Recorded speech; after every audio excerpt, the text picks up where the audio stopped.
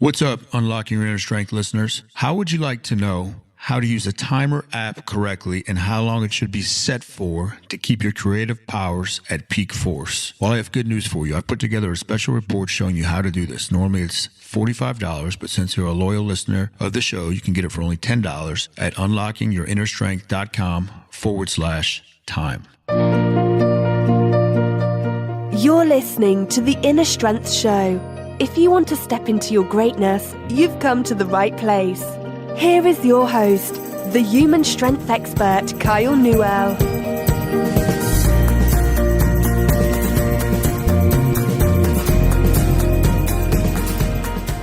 What's up, everybody? It's Kyle from Unlocking Your Inner Strength and KyleNewell.com, as well as the creator of Newell Strength, located in Hillsborough, New Jersey.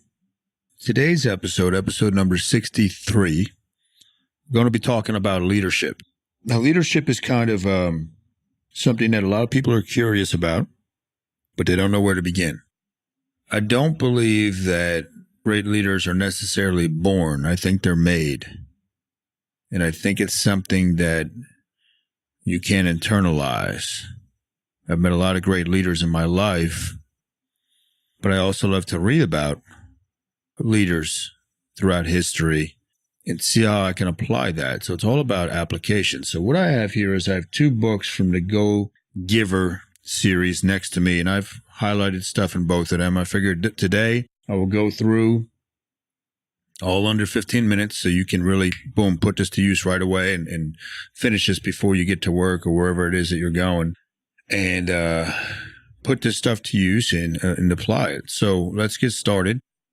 Human interaction is a huge thing with leadership, how you interact with others. Leaders always give. So the thing I highlighted here was in the economics of human interaction, spending doesn't deplete, it multiplies. The more knowledge you give, the more you have. The more you give away, the more you have. So leaders give, leaders learn, leaders teach. Think about how you can apply that. Okay, leaders don't hoard information. That's not something a leader does. The true giver knows that giving is a tide that raises all ships.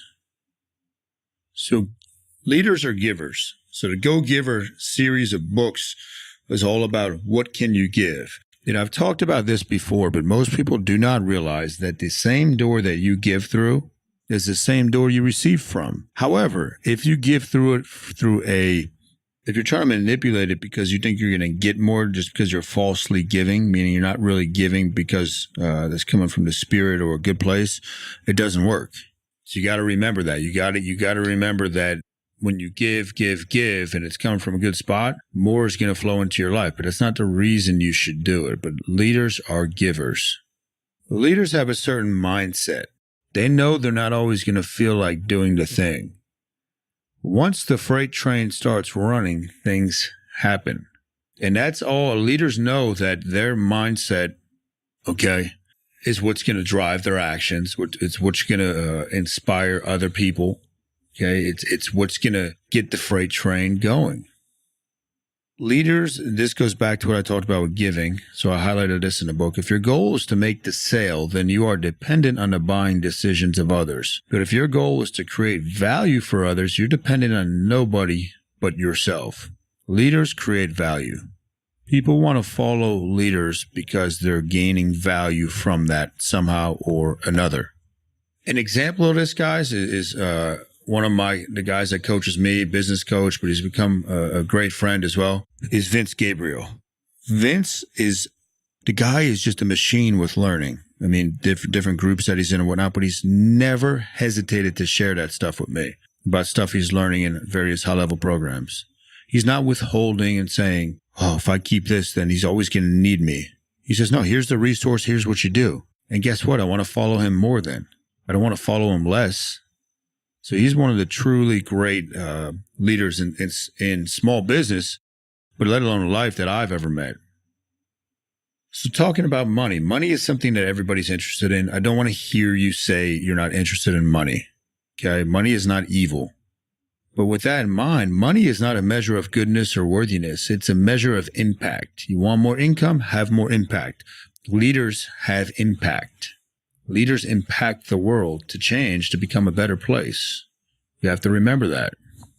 Let's see, the next thing I got for you. When you practice accessing your curiosity and genuine interest in others, everyone becomes fascinating. Leaders are fascinated by other people. Leaders do not enter a room and just talk about themselves. That's not what true leaders do. Leaders will sit there, and many times it's funny because when a leader is in our presence, a true leader, many people they just want to talk about themselves. And a leader will allow this because they're very curious about the other person. But the person that's just talking about themselves doesn't realize, man, if I just zip my lips, I could pick up a lot from this person. So always be curious. Leaders are curious. Leaders are fascinated by other people. When you react, you are letting external circumstances call the shots. When you respond, you're choosing your actions and feelings. So recently, there's been a few situations where some of my team members said, man, you're so calm and cool the way you respond to certain situations. And I explained, I said, look, maybe it's my knowledge from mind mapping, but most people, if they had a jab thrown at them, are going to throw a jab back because they react. When emotions are high, we react.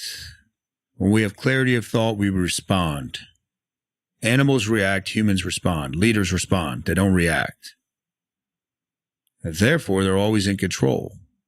So in one situation, I said, I always wait. I try to always wait until the emotions are diminished, and then I can give a thoughtful response. So leaders think differently in that regard. What's up, Unlocking Your Inner Strength listeners? How would you like to know how to use a timer app correctly and how long it should be set for to keep your creative powers at peak force? Well, I have good news for you. I've put together a special report showing you how to do this. Normally it's $45, but since you're a loyal listener of the show, you can get it for only $10 at unlockingyourinnerstrength.com/time. How about taking action? This is a cool one. Sometimes your foot falls asleep, but you haven't lost your foot. The feeling will come back. Take the action anyway. Right? So think about that. You're not always going to feel like doing the thing, but leaders know that they have to act irregardless of how they feel. There was a girl at the gym recently. Said, hey, how you doing? I'm doing well. She said, but I think I'm going to leave. I don't really feel like working out today. Now, this is a girl that I've been trying to help with her mindset, stepping out of her comfort zone. I said, that's fine. You can leave if you want. But I said, remember this before you make that decision. The difference between successful people and unsuccessful people is that they both don't feel like doing the thing, but successful people do it anyway. You're never going to always feel like taking massive action. It's human nature to be somewhat lazy. So to think that you're always just going to be on fire and you're going to want to take massive action and lead other people every single day, that's fantasy. But leaders realize this. And they realize they're going to have low points and high points and times when momentum is really going. But no matter what, they're still making forward progress. I said it a couple episodes ago where you cannot stay neutral, meaning there's either forward progress or there's death or decay or atrophy. You're either learning and growing or you're going the other way. You're not staying neutral. So the next book, this one is The Go-Giver Leader, is the single biggest challenge to any organization is the constant cloud of fear and doubt that swirls around the heads of the people involved. As a leader, your job is to hold fast to the big picture, to keep seeing in your mind's eye with crystal clarity where it is you're going. That place that right at this moment exists only in your mind's eye, and to keep seeing that even when nobody else does. And that's been a whole history of Newell Strength. When it was just me, I held on to this vision in my head, and I told people about it. And some people say, oh, you're crazy. Nobody's going to pay to go to a gym like that. Nobody's going to want to do something like that. But I kept seeing it, and then more people kept coming on board. And I know, for example, with, let's say, I've talked about recently the expansion of Newell Strength. Some people on the team are fearful and they're scared, and I understand that. But I said, if you have nothing to fear, because I am not fearful. I know we will succeed. Just follow my lead, and we're going to make it happen. Leaders have to be able to make a decision and act with boldness, something we've been talking about lately. Leaders have to believe in their heart that even if they don't know the answer and they don't know how they're going to succeed, that they're going to succeed. Think about if you're out in the battlefield. And a long time ago, I did one on General George Patton, his leadership principles. If he was out in the battlefield and he showed insecurity and doubt, how do you think his men would have responded? Not good. But they always picked up from him that this guy knows what he's doing. He's calm, cool, and collected. And he's going to get us to the promised land. How about this one for you? The word influence means an unseen flow of power. Leaders influence, an unseen flow of power. I love that. So leaders create power in other people. Where if you have somebody that's more, they try to lead by fear or dictation, like dictatorship, that's force. You can't force things to happen. You can temporarily, but true power is like unlimited fuel for success and progress. And that's what leaders inspire in other people. Abraham Lincoln was once told by a reporter that another government official had sharply criticized him. What did the president have to say about that? I have great respect for the man, replied Lincoln. And if he has concerns about me, there must be some truth to it. So as a leader, he absorbed the criticism.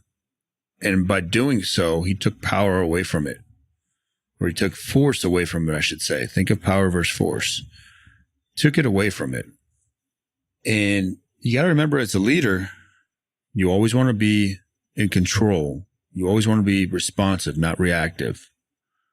I'll finish with this today. Hold the vision. Always remember what you're trying to accomplish and constantly paint that picture for those that you're trying to lead.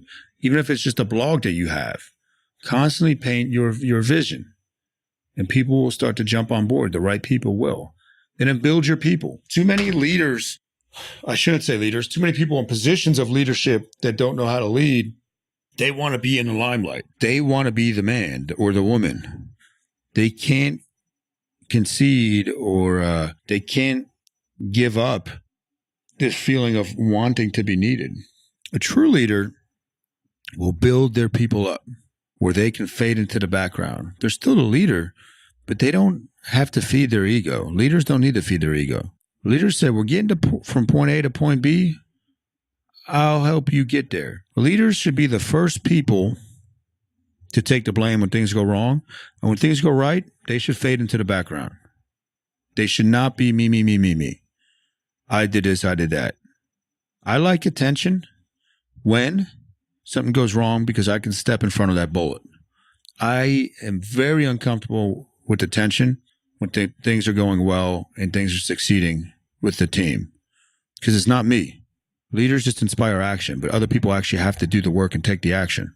So those are the principles of leadership for today from the Go Giver series. It's a great series. There's 3 books, The Go Giver, The Go Giver Leader, and Go Giver Sell More. All have leadership principles within them. If you like this episode, please share it with a friend. Please tell somebody about it. Please leave a review on iTunes. Rate us well if you like it. If there's something you'd like me to talk about in a future episode, please shoot me an email at kyle@newellstrength.com and I will talk about it. There's no topic that I won't talk about. I'm about human strength, and that's mindset, that's physical strength, that's medical stuff, that's fitness, that's nutrition, that's anything you can think of along those lines. All right, I'll be back next week for episode number 64. Peace.